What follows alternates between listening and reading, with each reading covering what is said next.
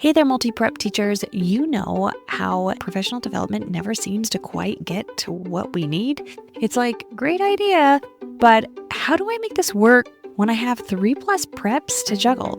That's exactly why I created the Simplify Your Preps Collective. It's a free Facebook group built just for teachers like you, where we share tips, resources, and real talk about making multi-prep teaching less overwhelming and more doable. Sound like your kind of space?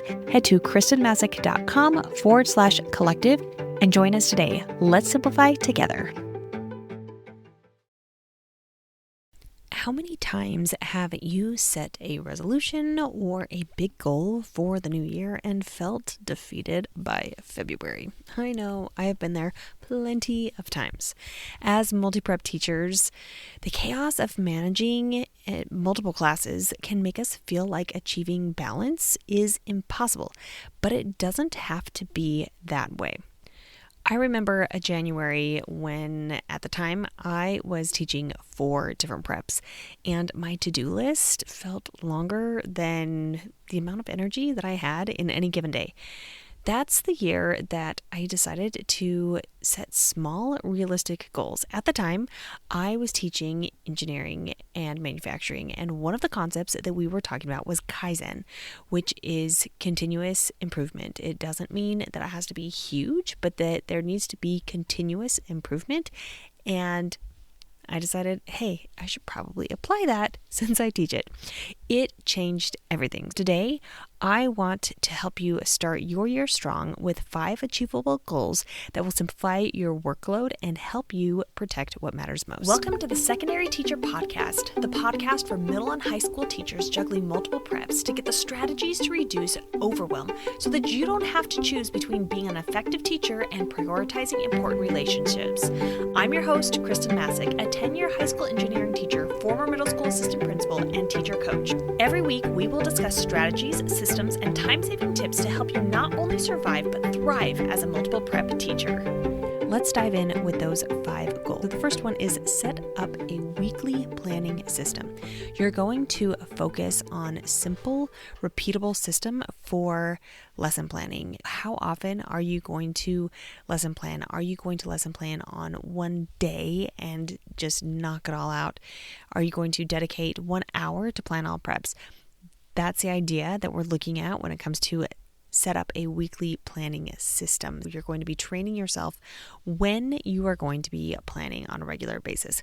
Now, you can also use AI to help you with this. You can use AI to streamline this process by generating outlines or finding ideas, just a bunch of different things that you can do to really streamline this process, especially if you have a framework that goes along with that planning system.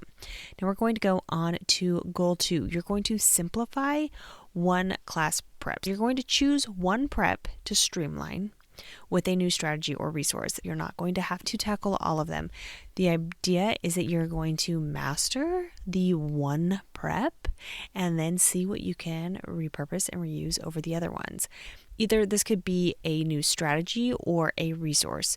The easiest way to do that is going to be to repurpose successful activities that you have used within that prep already. Maybe it was last semester, maybe it was previously, and you can repeat that and repurpose it. One year I took the gallery walk and I designed it for engineering, but then I also adapted it for all of my other classes and it saved hours. The idea is that you are taking that strategy or that resource and utilizing it more than one place.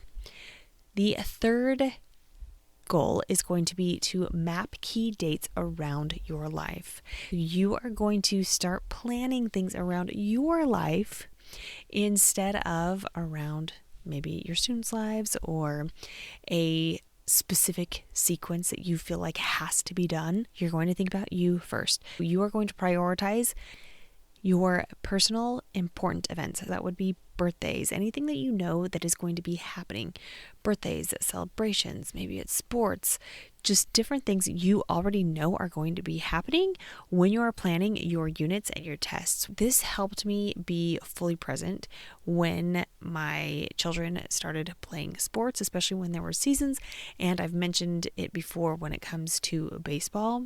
We are at the baseball field 3 times a week, and I don't have any time to plan or do anything else but be at the baseball field. That would be an important part of my semester where I would make sure that my units are things that I do not need to do a lot of planning outside of my regular contracted hours. Goal number 4 is going to be to set a boundary that protects your time.